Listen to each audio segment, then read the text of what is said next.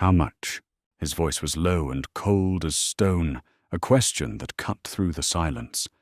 The young woman before him froze her wide, innocent eyes, staring in confusion. How much? For what?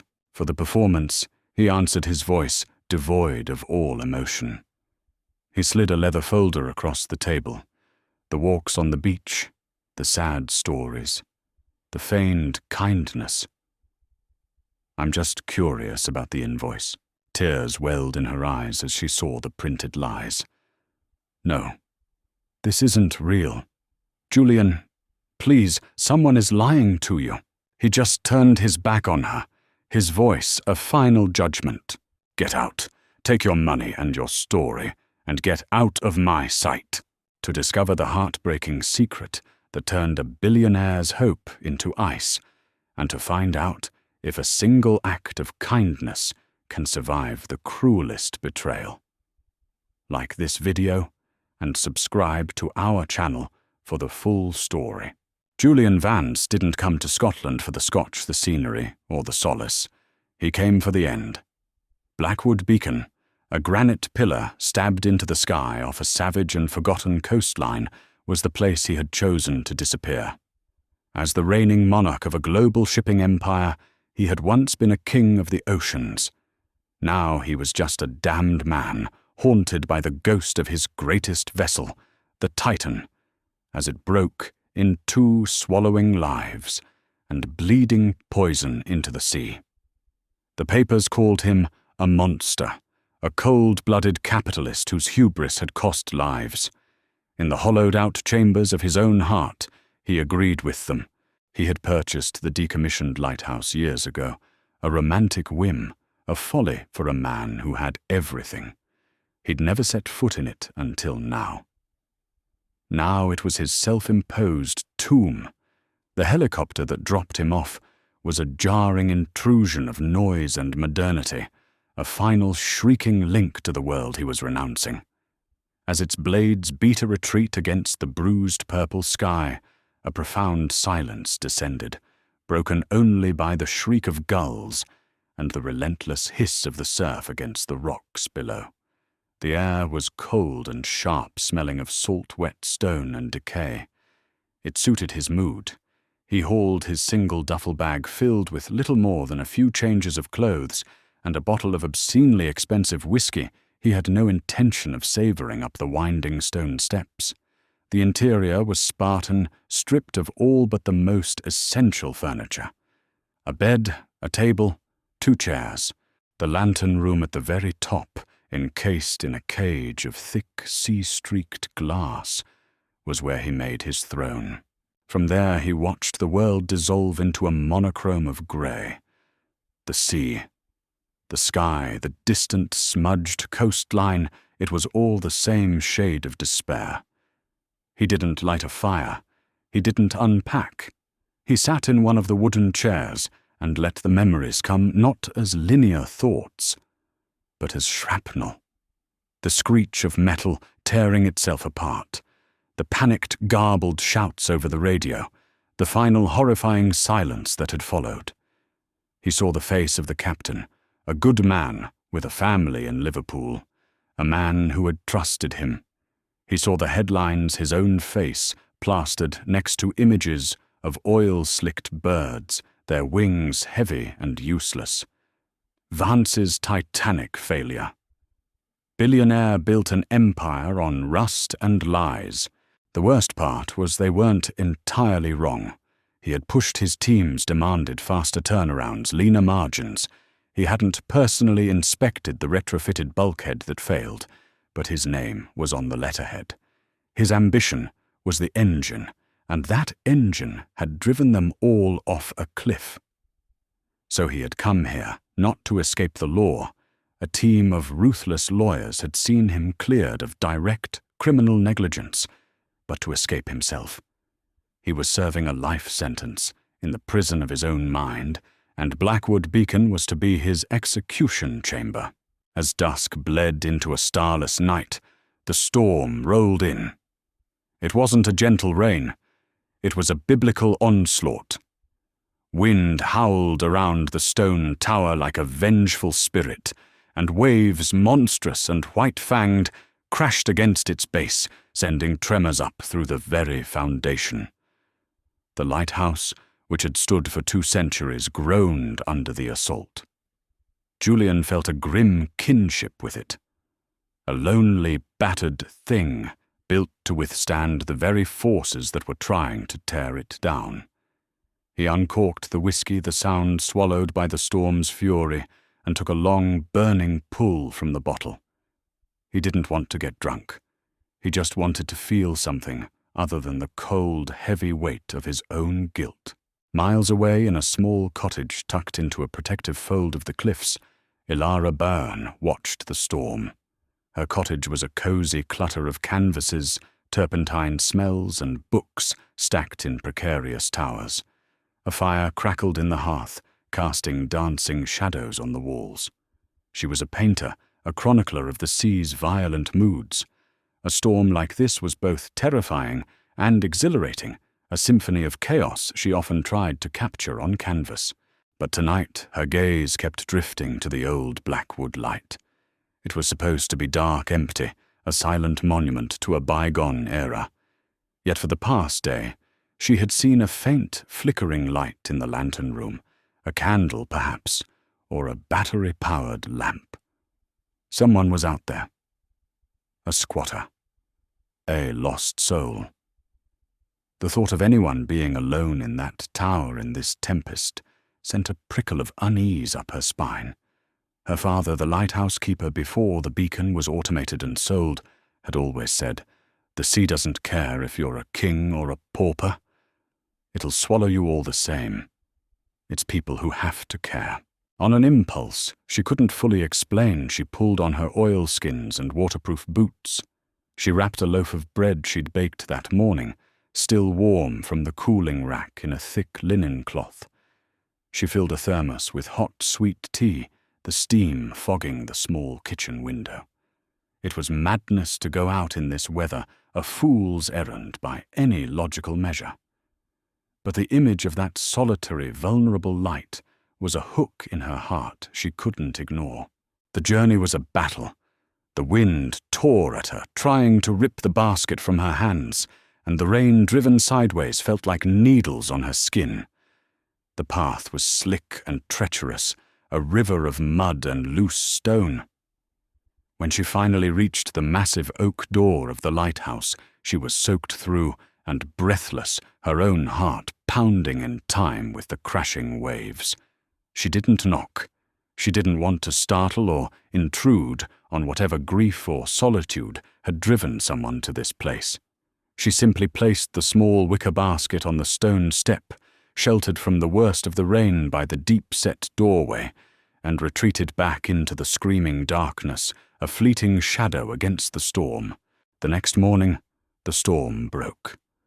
A weak, watery sunlight filtered through the clouds, painting the turbulent sea in shades of silver and slate. Julian hadn't slept. The whiskey was half gone, but it hadn't granted him the oblivion he craved. It had only sharpened the edges of his grief, leaving him raw and exhausted. He felt hollowed out, a walking shell of the man he once was. He finally stirred from his chair, his joints protesting, and made his way down the long spiral staircase, driven by a primal need for fresh air, for a different view than the 4 glass walls of his cage. He pulled open the heavy door, squinting against the unexpected light. And then he saw it. Sitting on the top step, pristine and utterly out of place, was a small wicker basket. Hesitantly, as if it might be a mirage, he bent down and lifted the linen cloth. Inside a thermos and a perfectly shaped loaf of bread. He unscrewed the cap of the thermos.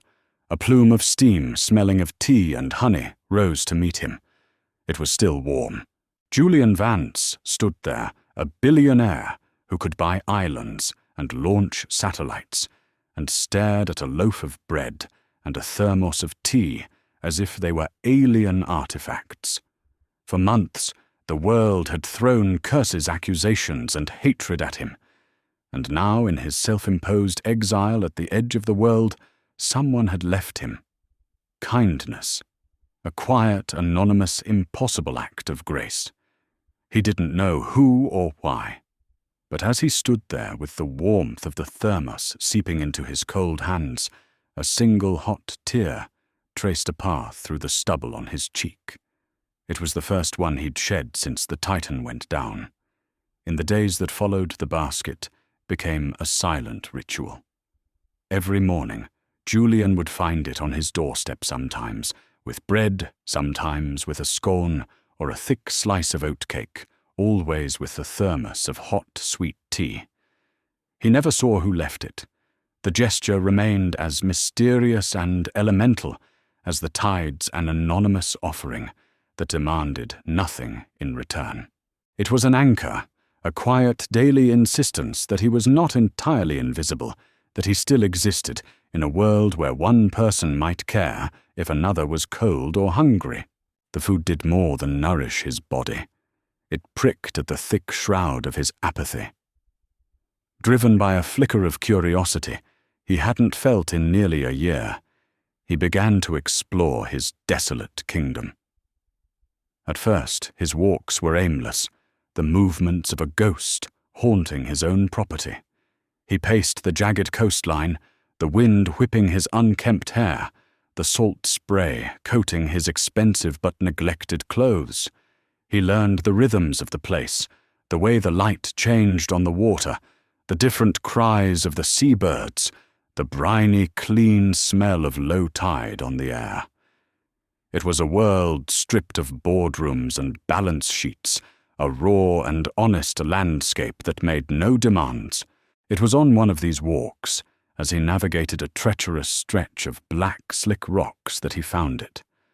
Tumbled in a rock pool, nestled amongst the kelp and chipped shells, was a piece of sea glass. It was a deep, brilliant emerald green, the color of a forgotten forest. Its sharp edges, born from a violent break long ago, had been worn away by countless years of being churned by the sand and surf, leaving it perfectly smooth and cool to the touch. It was a broken thing, a shard of some forgotten bottle from a ship long since wrecked, that the ocean had patiently, relentlessly transformed into a jewel. He picked it up, its weight small but solid in his palm, and slipped it into his pocket. It felt like a secret, a tangible metaphor for a concept he couldn't yet bring himself to hope for, that even the most shattered things could, with enough time and pressure, become whole again, or at least beautiful in their brokenness. His official meeting with Elara Byrne was an accident. He was walking the high cliff path, his gaze fixed on a distant tanker on the horizon, when he rounded a sharp bend and nearly collided with her. She was sitting on a portable stool, a large sketchbook in her lap, her concentration so absolute that she hadn't heard his heavy footsteps on the gravel path. Her red hair, pulled back in a loose, messy braid, was a blaze of color against the grey-green landscape. She looked up, startled, her eyes the color of a calm sea after a storm, widening in surprise. "Oh, I'm so sorry I didn't." He just stared, the words catching in his throat. He recognized her, not her face, but her essence. This had to be the source of the kindness. There was a quiet strength in her posture, an artist's observant stillness that seemed to absorb the world around her, rather than impose itself upon it. "It's you," he said, his voice rusty, from disuse, sounding rougher than he intended.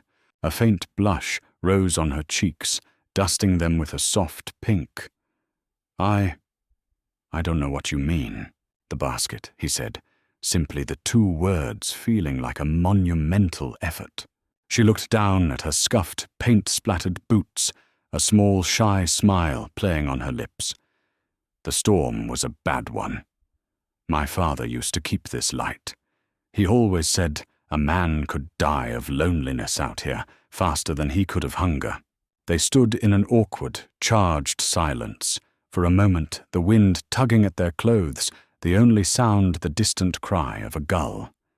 He should have said more, should have thanked her properly, eloquently, the way the old Julian would have.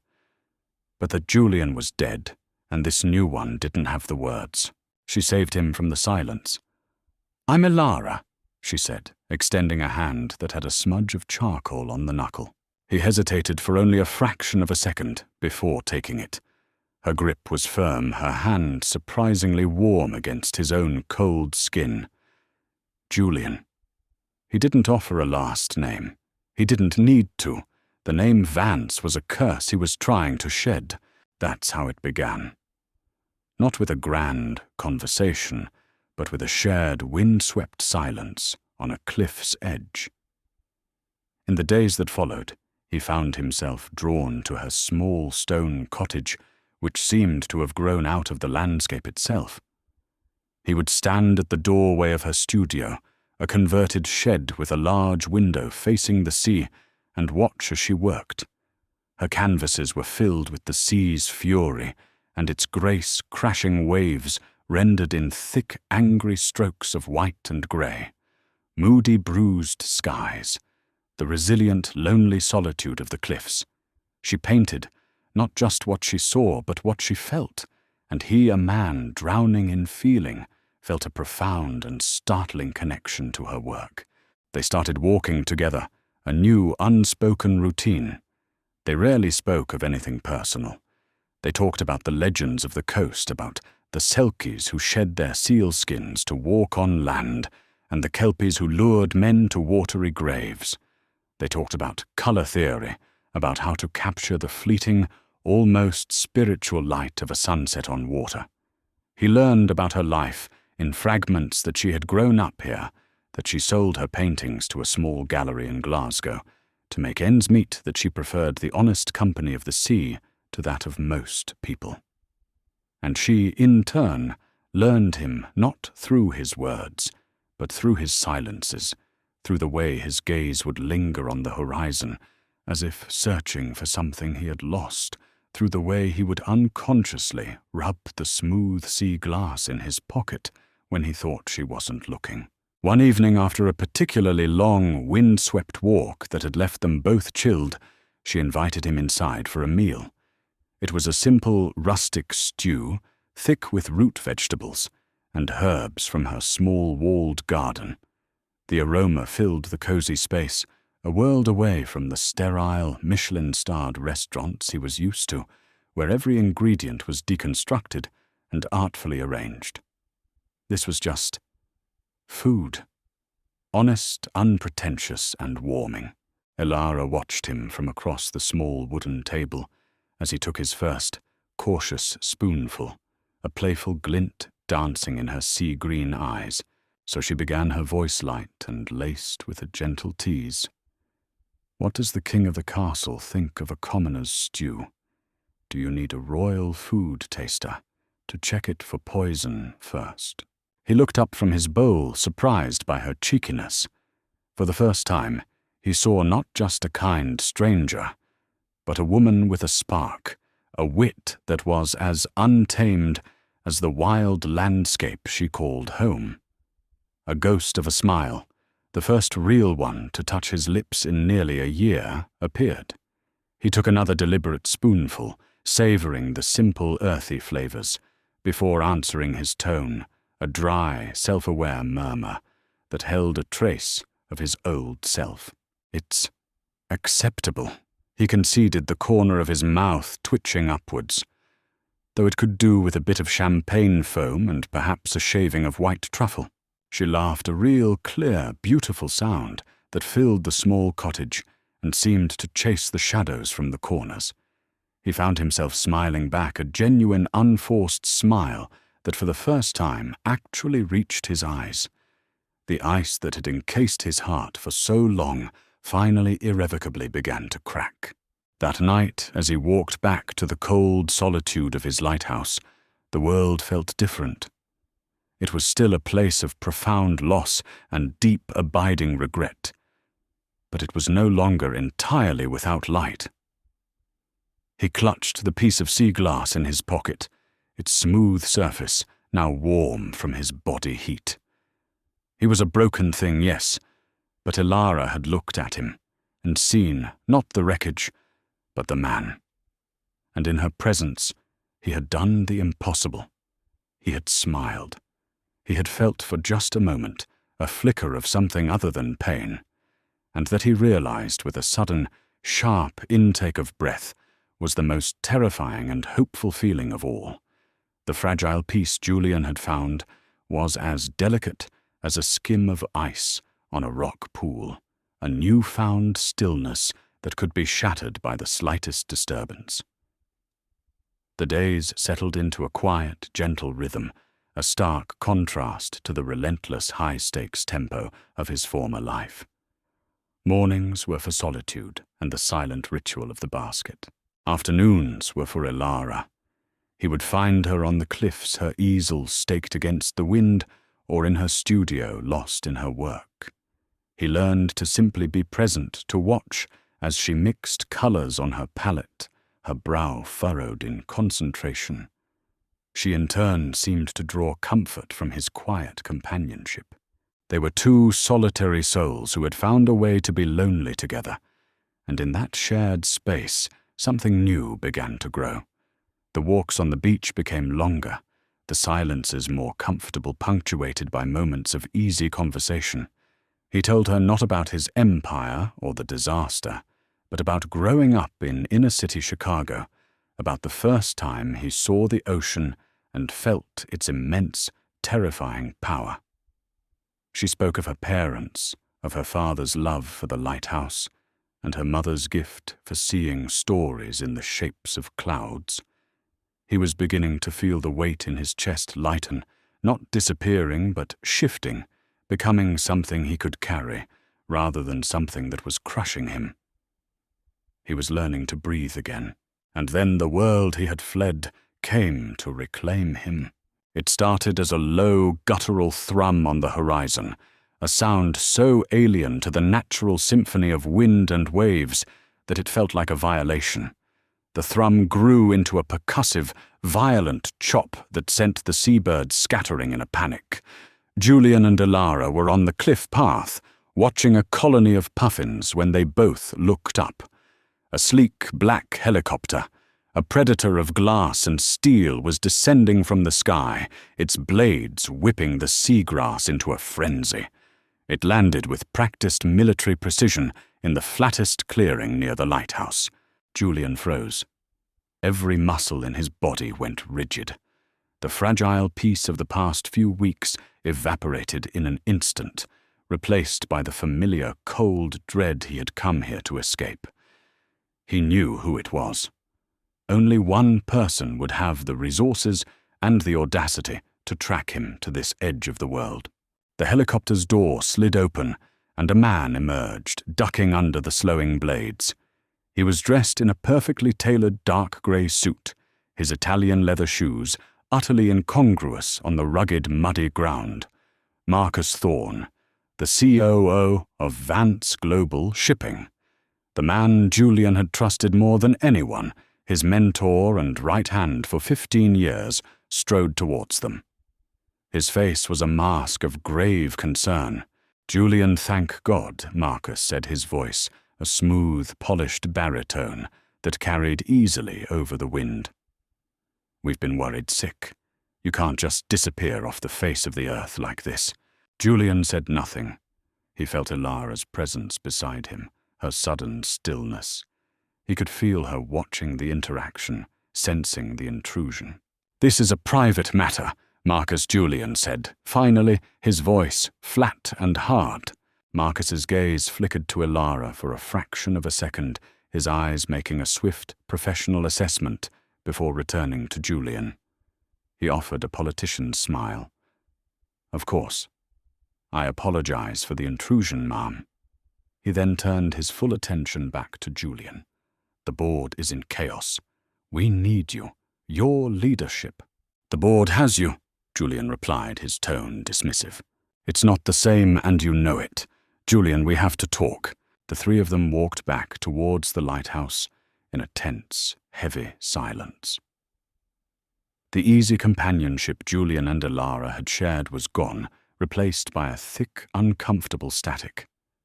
Marcus walked with the confident stride of a man used to owning any room he entered, while Julian's posture had reverted to what it was when he first arrived, hunched guarded, the exiled king retreating back into his fortress. Inside the lighthouse's main room, Marcus immediately took charge, his presence filling the Spartan space. "The press is having a field day with your absence. They're calling it an admission of guilt. Our stock is volatile. We need a strategy.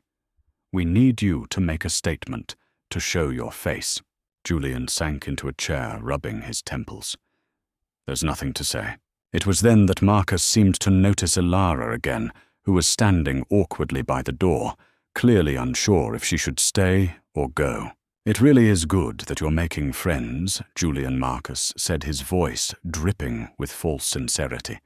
He turned his charisma on her. "I'm Marcus Thorne. I apologize again for barging in. Julian has always been intense. It's a relief to see someone has managed to break through." "Ilara Byrne," she said quietly, not offering her hand. She was an astute observer of people, just as she was of landscapes, and something about Marcus's polished veneer felt wrong, like a layer of fresh paint over something rotten. Later, while Julian was in the other room, Marcus approached Ilara. "You've been a good influence on him," he said, his voice low and confidential. "He's been through hell. The guilt from the Titan, it almost destroyed him. It's good to see a spark of life in his eyes again. Thank you." On the surface, it was a compliment, but Ilara felt a chill. The way he said it felt less like gratitude and more like an assessment, a sizing up of her role in Julian's life. She felt like a chess piece being examined on a board. The conflict simmered for the rest of the day. Julian was withdrawn and sullen, the walls he had started to dismantle now rebuilt thicker than ever. Marcus was a constant probing presence, talking of business, of strategy, of the world Julian desperately wanted to forget. The true purpose of his visit, however, became clear to the audience, if not yet to Julian.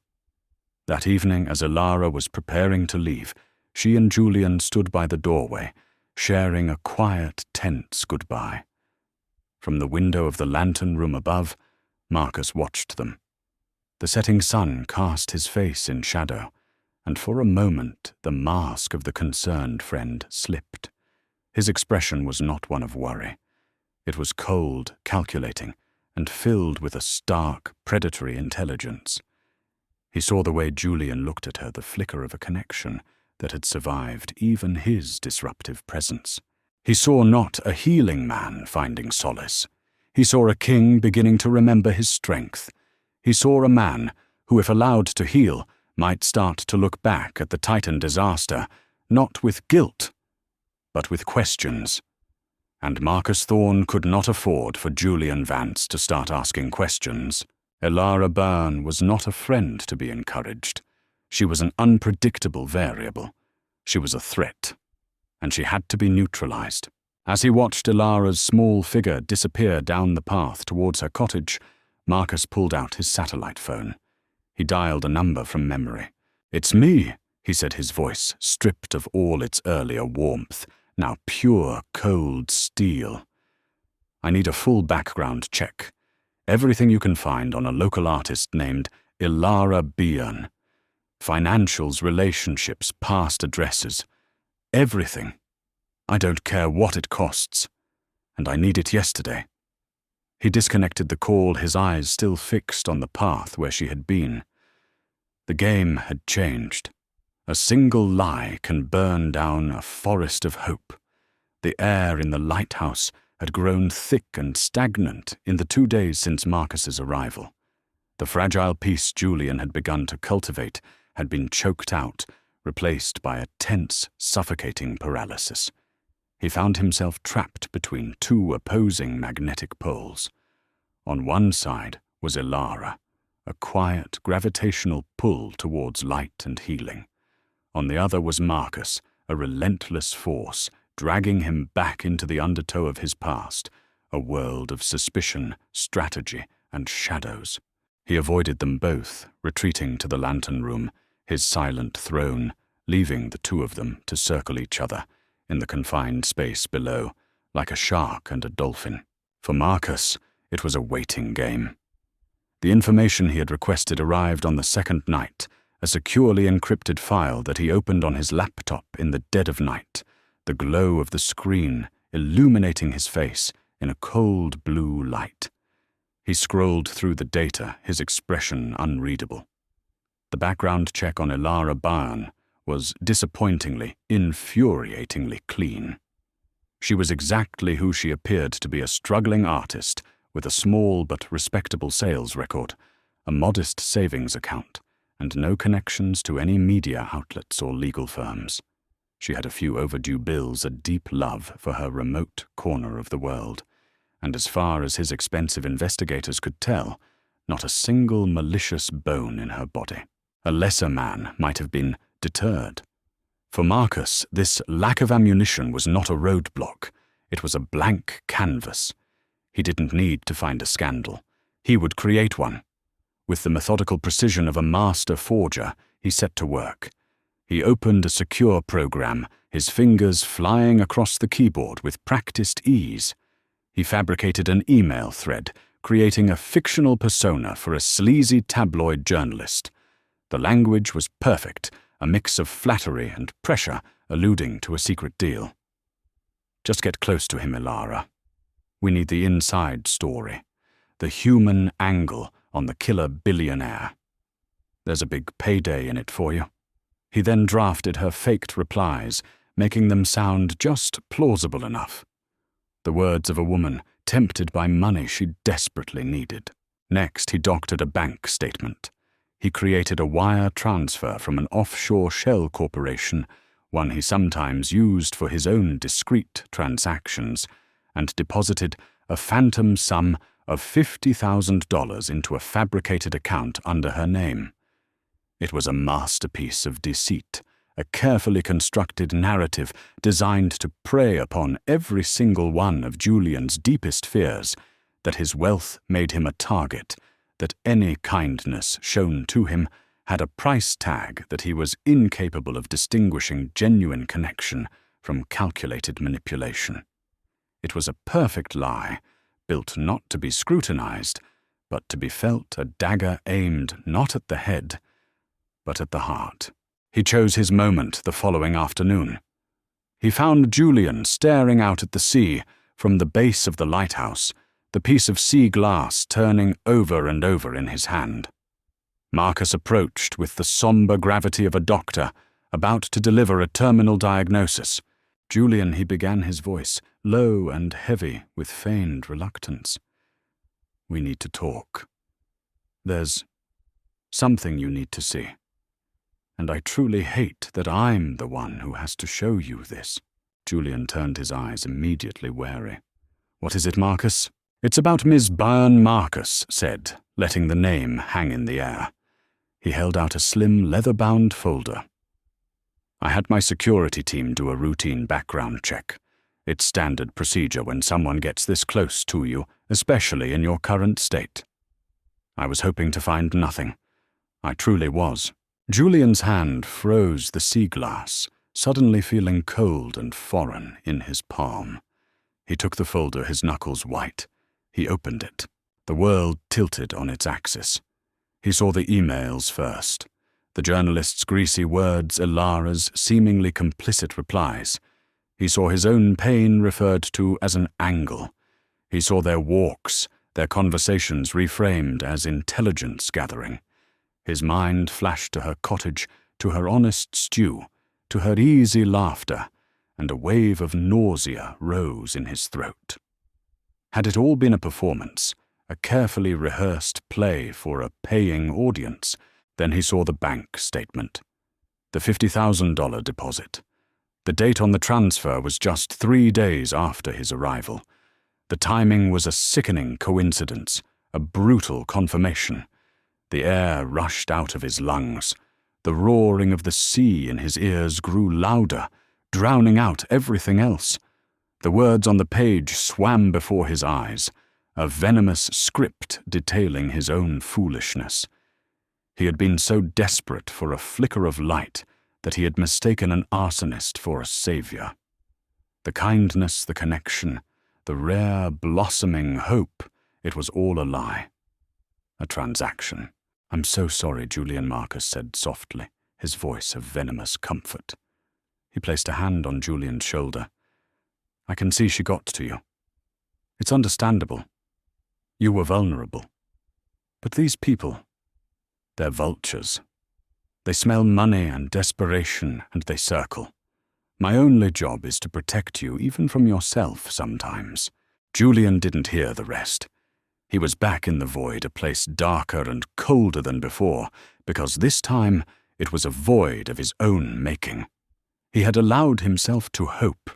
He had allowed himself to trust.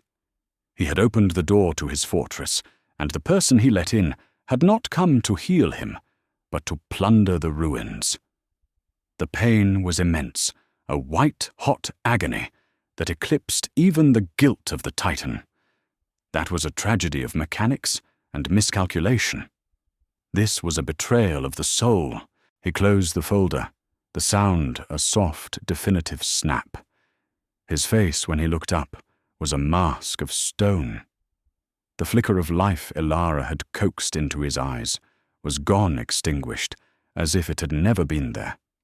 In its place was a chilling emptiness, a black hole of disillusionment.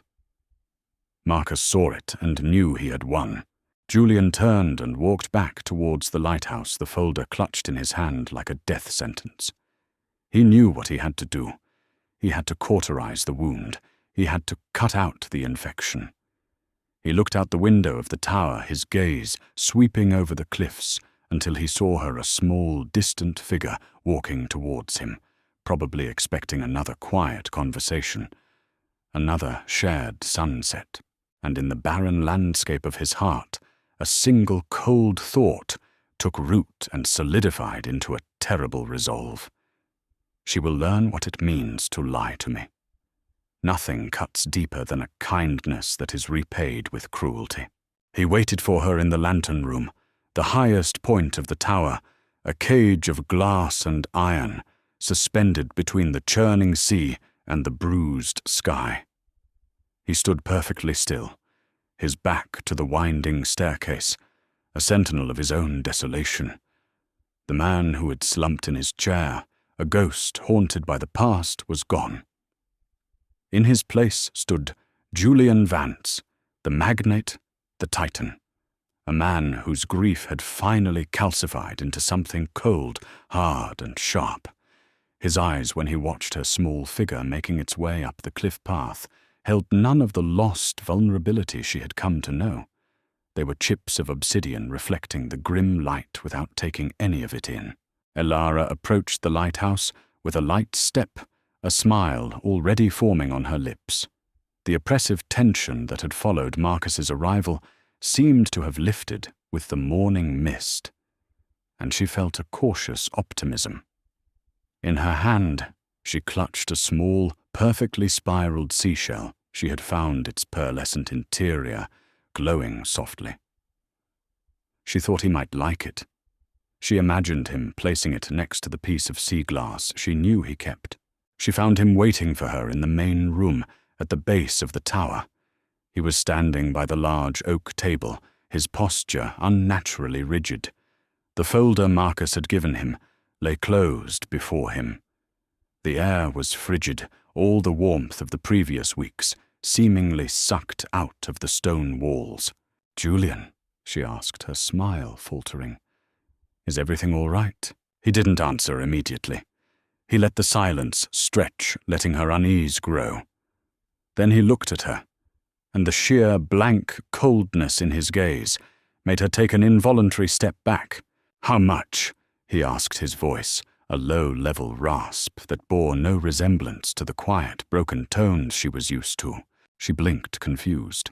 The question made no sense. "How much?" "For what?" "For the performance," he said, his voice flat and devoid of all emotion. "The walks on the beach, the sad stories about your father, the concerned looks, the stew. What's the going rate for feigned compassion these days?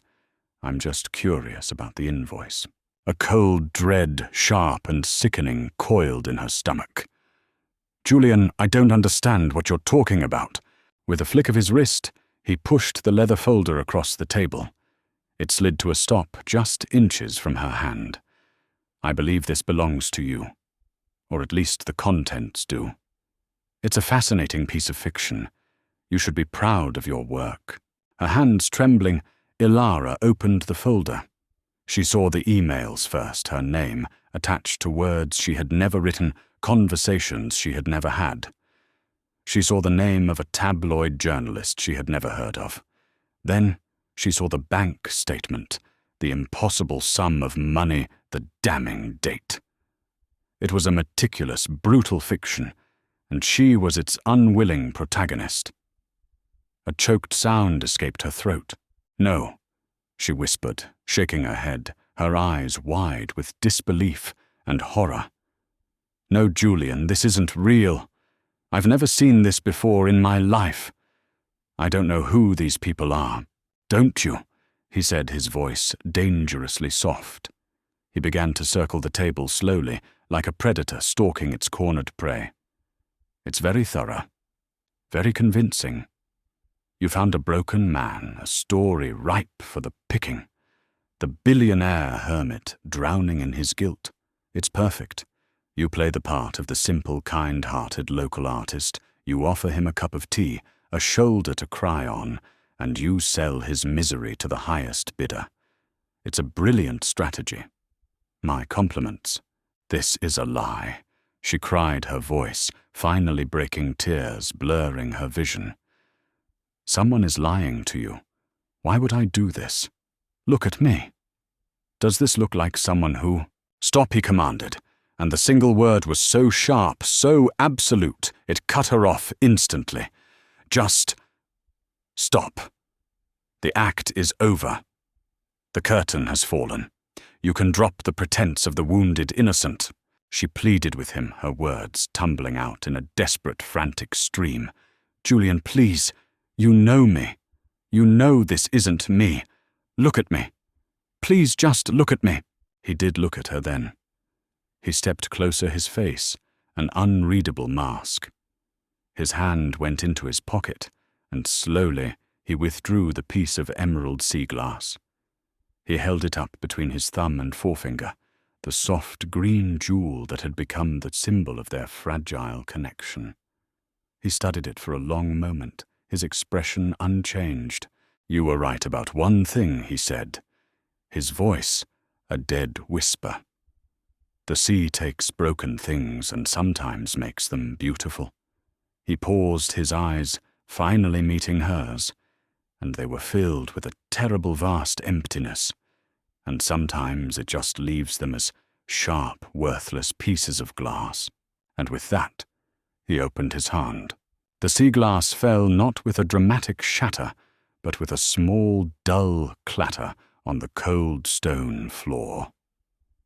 The sound was finite, an ending. Ilara felt the sound in her bones, a physical blow that stole the air from her lungs. It was over. Whatever had been growing between them, whatever fragile trust they had built, he had just extinguished it with a single contemptuous gesture. He believed the lie. He believed she was a monster. Get out, he said, turning his back on her, his voice final.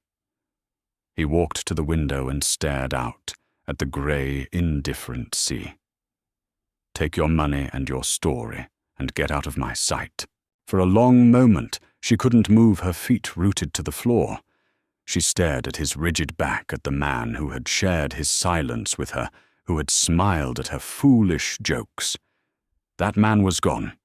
In his place was a stranger, a cold, cruel king sitting on a throne of pain, and he had just passed his judgment. Finally her body obeyed. With a sob she could no longer contain, she turned and fled. She ran from the lighthouse, from the coldness in his eyes, from the sound of her own heart breaking. She didn't look back. Julian stood at the window and watched her go, a small, retreating figure swallowed by the vast, unforgiving landscape. He did not move. He felt nothing. Not relief, not sadness, not even anger. Just a great, hollow calm.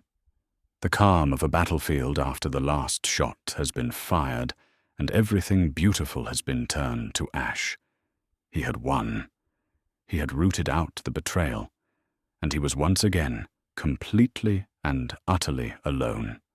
Sometimes the loudest silence is the one you create yourself.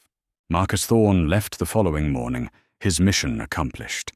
He departed, as he had arrived, in a storm of noise and wind, leaving behind a silence that was heavier and more absolute than anything Julian had ever known. In the weeks after Elara's departure, the lighthouse ceased to be a sanctuary and became what he had originally intended it to be, a tomb. But it was not the peaceful tomb of a man resigned to his fate. It was the cold, echoing crypt of a man who had murdered his own last hope. The silent ritual of the basket on the doorstep was gone. The walks on the beach were gone. The quiet companionship, the rare smiles, the sound of her laughter, chasing the shadows from the stone rooms, all gone. All that remained was the relentless, indifferent rhythm of the tide and the ceaseless monologue of his own tormented thoughts. He had won the battle, rooted out the perceived betrayal, and reclaimed his miserable solitude. And his victory felt exactly like drowning. Her absence was a physical presence. He saw her everywhere. He would catch a flicker of red in the corner of his eye and turn his heart lurching, only to find it was a patch of rust on an old iron chain. He would hear a snatch of laughter on the wind and think it was hers, but it was only the cry of a gull. He found he could no longer look at the sea without seeing it through her artist's eyes, noticing the subtle shifts in color, the way the light fractured on the waves. Details he had never seen until she had quietly pointed them out. She had given him the world back, and in his rage he had thrown it away. The piece of sea glass lay where it had fallen in the corner of the main room. He hadn't touched it. Sometimes he would stare at it, the small green jewel, a silent, potent accusation on the cold stone floor. It was no longer a symbol of hope. It was a monument to his own spectacular folly. He tried the whiskey again, but it offered no escape. The alcohol only sharpened the edges of his regret, replaying his last conversation with her on an endless, brutal loop. Her shocked, disbelieving face, the tears welling in her sea-green eyes, the way her voice broke as she pleaded with him, the sound of his own cold, cruel words. He was a ghost, haunting the cage he had built for himself, and he was beginning to realize that the loneliest a man can be is when he is alone with his own mistakes. It was on one of these bleak, featureless afternoons that he had a visitor. There was no sound of a helicopter or a boat engine. One moment Julian was alone, staring out at the grey horizon, and the next he was not. An old man was standing near the base of the lighthouse, looking up at him, his hands tucked into the pockets of a thick woolen peacoat. He had a weathered, sea-beaten face, a mess of white hair escaping from under a tweed cap, and eyes that were the same pale, washed-out blue as the winter sky. It was Finian, the retired keeper Elara had mentioned, the one who had tended this light for 40 years. Julian made his way down the stairs, his mind sluggish. He had no energy for conversation. He just wanted the man to go away. Finian didn't wait for an invitation. He nodded curtly as Julian approached.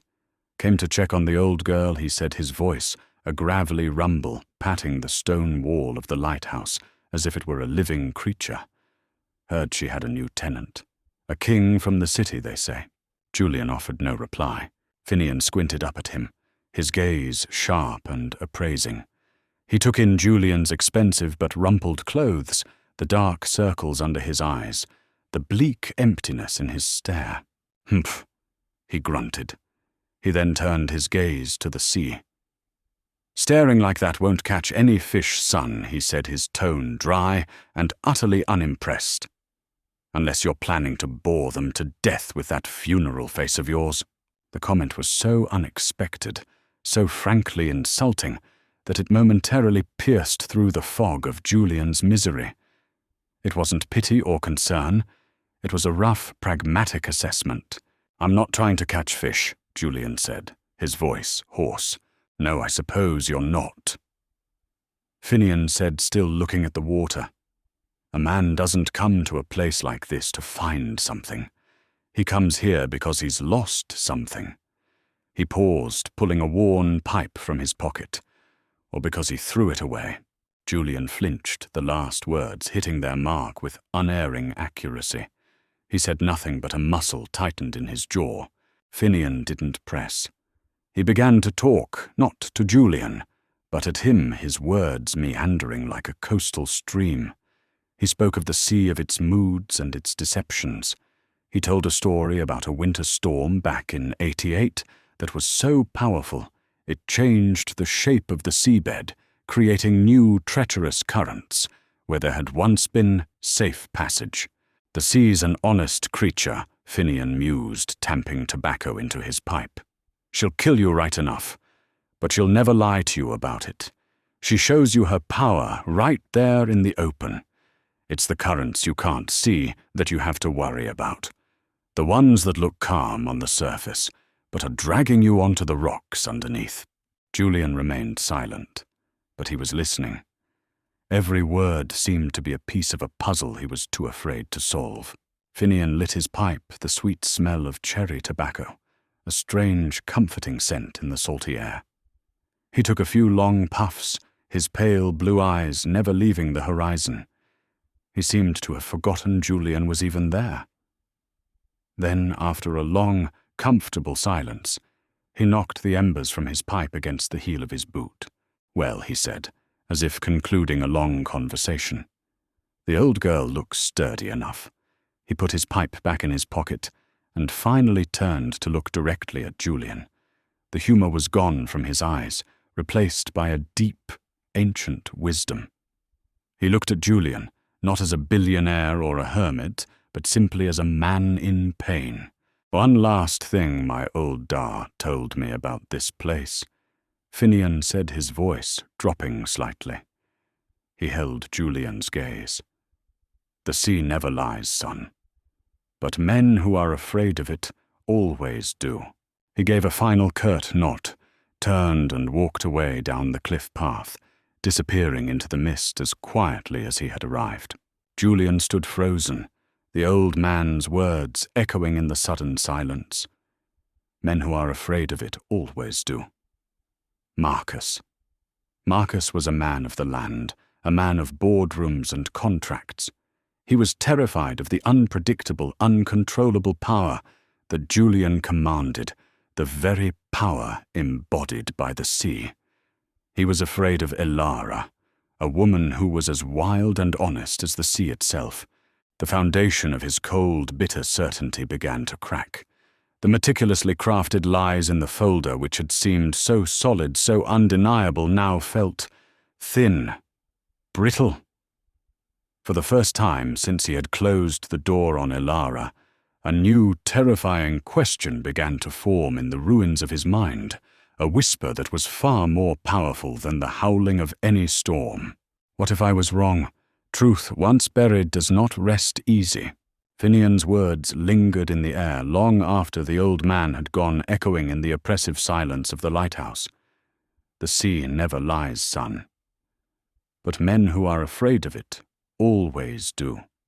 The phrase was a key turning slowly in the rusted lock of Julian's certainty.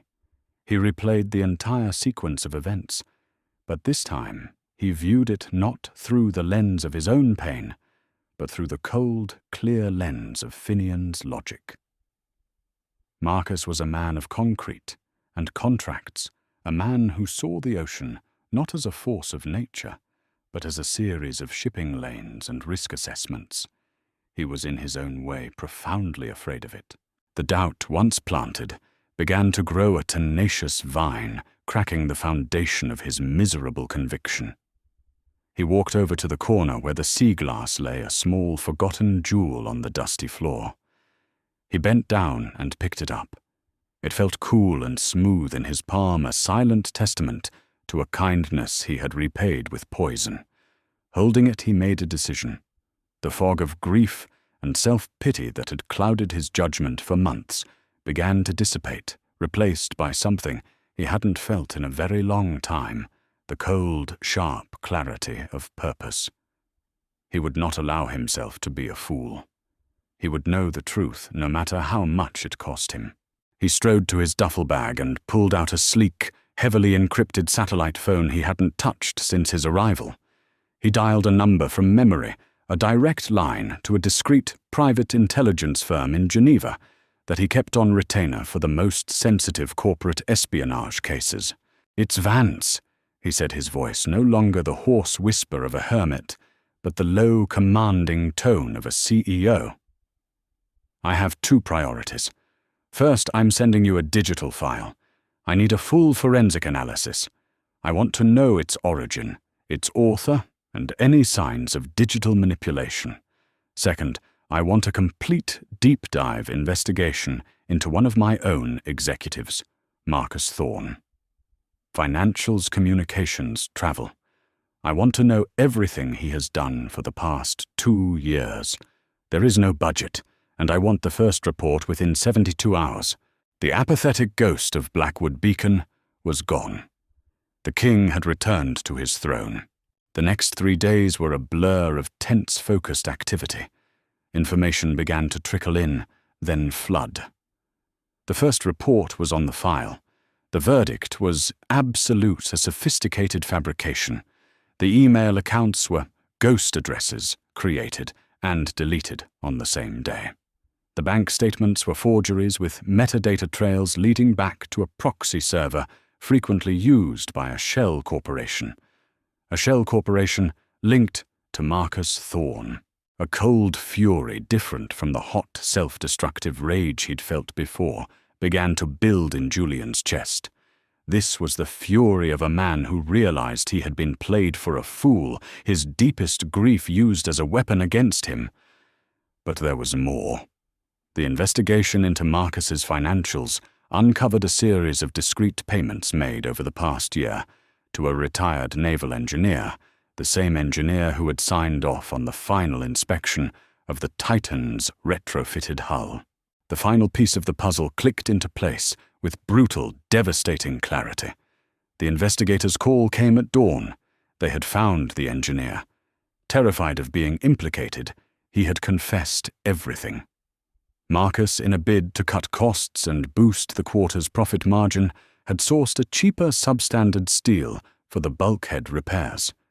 He had paid the engineer a fortune to falsify the safety reports and sign off on the work.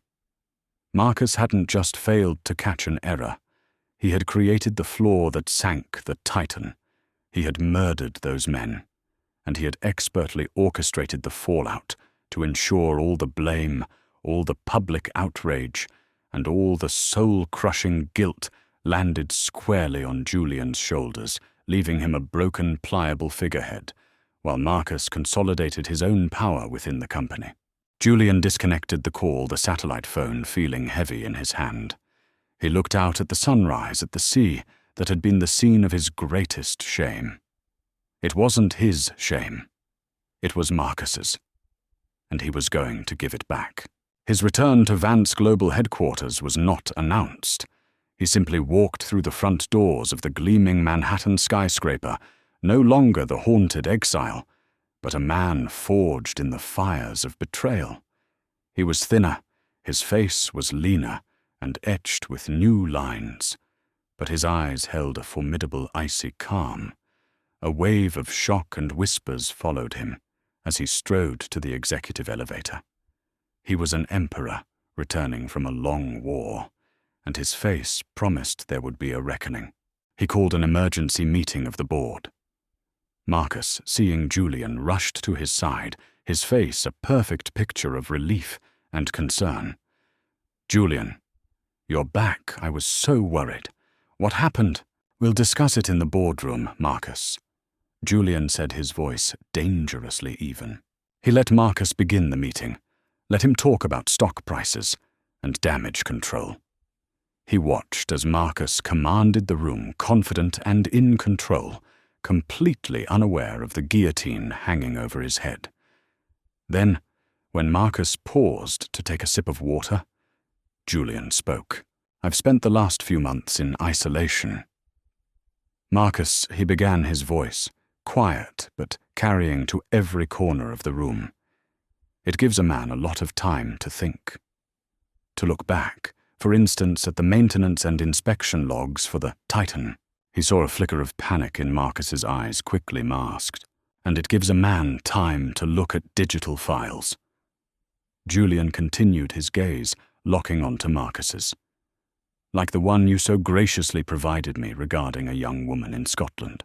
He didn't raise his voice. He simply methodically, and with irrefutable proof that was now being projected onto the large screen behind him, laid out the entire web of deceit. He detailed the fabricated emails. He traced the offshore accounts. He played the audio recording of the terrified engineer's confession. He detailed every lie, every shortcut, every betrayal. The boardroom was utterly silent, the only sound, the soft hum of the projector. He destroyed Marcus, not with an outburst of rage, but with the cold, hard weight of the truth. By the time he was finished, Marcus was ashen, a man completely and utterly undone. "Security," Julian said softly. 2 guards stepped forward. "Escort Mr. Thorne from the building. His access is revoked. Freeze all of his assets pending criminal investigation." As Marcus was led away, stunned and defeated, Julian turned to his shocked board of directors. He did not celebrate his victory. He stood before them, a changed man. "The failure of the Titan happened under my leadership," he said, his voice ringing with a new, somber authority. "Marcus Thorne's greed was the cause, but my blindness was the context. That ends today. Effective immediately, I am liquidating 20% of my personal shares in this company. Those funds will establish the Titan Foundation. Its sole purpose will be twofold. First, to provide unconditional lifelong support to the families of every soul we lost on that ship. Second, to fund new technologies and protocols to create a higher standard of maritime safety, which we will share open source with the entire industry. This company will no longer be defined by its greatest tragedy. It will be defined by how we chose to answer for it." Later that night, Julian stood alone in his vast, silent penthouse office overlooking the glittering expanse of New York City. He had reclaimed his kingdom. He had faced his demons. He had started on the long, arduous path of atonement. But the victory felt hollow, incomplete. On his polished mahogany desk, glowing under the lamplight, sat the small emerald piece of sea glass. A reminder of his greatest mistake, and of the one person who had shown him kindness when he deserved it least. He picked up his desk phone and pressed the button for his executive assistant. "Yes, Mr. Vance." His voice was quiet, but firm with resolve. "Find her," he said. "Find Ilara Byrne. I don't care what it takes. Some journeys don't end until you return to the beginning." 2 years passed. 2 years in which Julian Vance underwent a quiet seismic transformation. The Titan Foundation became his life's work, a force for good that grew into one of the world's leading organizations for marine conservation and victim support. He became a different kind of leader, more thoughtful, more somber, driven not by profit, but by purpose. He had reclaimed his name, not by denying his past, but by tirelessly working to build a better future from its wreckage. The world began to see him not as a monster, but as a man profoundly dedicated to atonement. He had everything a man could want: respect, a clear conscience, and an empire with a soul. And yet every night he would return to his silent penthouse, take the small emerald piece of sea glass from his desk, and feel an ache of incompleteness so profound it was like a missing limb. His search for Ilara Byrne had been the one great failure of his new life. She had vanished. The cottage on the cliff was empty, sold to a new owner a month after she had fled. The small Glasgow gallery that had represented her had no forwarding address. She had disappeared, as if the sea mists had simply swallowed her whole, leaving no trace behind. He had the best investigators in the world at his disposal, but they found nothing. It was as if she hadn't wanted to be found. And he, respecting the pain he had caused her, eventually called off the search, leaving it to a fate he wasn't sure he believed in. He found her by accident on a rainy Tuesday in his office.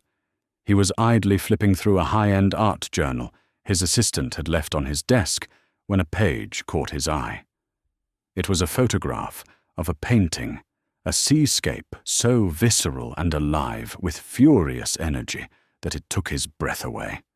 The brushstrokes were bold and angry, the colors deep and resonant with a familiar melancholy.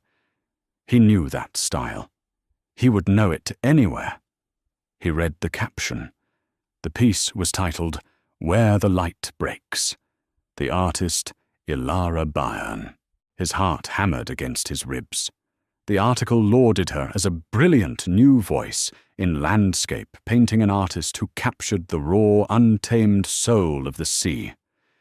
It mentioned her first solo gallery exhibition opening that very week, not in New York or London, but in a small, prestigious gallery in Edinburgh, Scotland.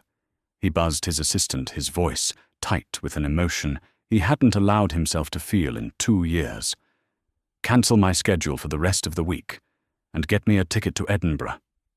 Tonight, he arrived at the gallery unannounced, slipping in amongst the well-dressed patrons, a ghost from another life. He was dressed simply in dark trousers and a grey cashmere sweater, a man trying to be invisible. The room was buzzing with conversation and the clinking of champagne glasses, but he heard none of it. His entire being was focused on the canvases that lined the walls. They were magnificent. They were a visual diary of the past 2 years, telling a story of pain, resilience, and a fierce, enduring love for the wild coast. He saw his lighthouse in several pieces, sometimes a distant, lonely silhouette, other times the stoic backdrop for a raging storm. He walked through the gallery as if in a trance, each painting a new chapter of a story he only knew one side of. And then he saw it, hanging on the far wall, the undeniable centerpiece of the entire collection. It was larger than the others, and its power silenced the room around it. The title on the small brass plaque read, "Storm of the Heart." It was the lighthouse, his lighthouse. The painting depicted the tower at the height of a tempest, waves crashing against its base, the sky a maelstrom of dark, violent color. And there in the lantern room was the silhouette of a lone figure staring out into the chaos. But it was the detail in the figure's hand that made Julian's breath catch in his throat. It was a tiny, almost imperceptible glint of brilliant emerald green. She had painted the sea glass. She had remembered. In that single brushstroke, he saw it all: his pain, her empathy, his betrayal, and the memory of a connection that even he, in his cruelty, could not completely destroy. "It's the one piece that isn't for sale." The voice was quiet, familiar, and it struck him like a physical blow. He turned slowly. Ilara was standing a few feet away. She was different. The shy, slightly lost girl was gone. In her place was a woman who stood with a quiet, unshakable confidence. Her hair was still the same fiery red, but her eyes, those sea-green eyes, now held a deep, knowing wisdom, and a trace of a sorrow that he knew he had put there. The noise of the gallery faded to a distant hum. It was just the two of them standing in a bubble of shared history, 2 years of silence stretching between them. Elara, he breathed his voice, thick with emotion. She just nodded, her expression unreadable.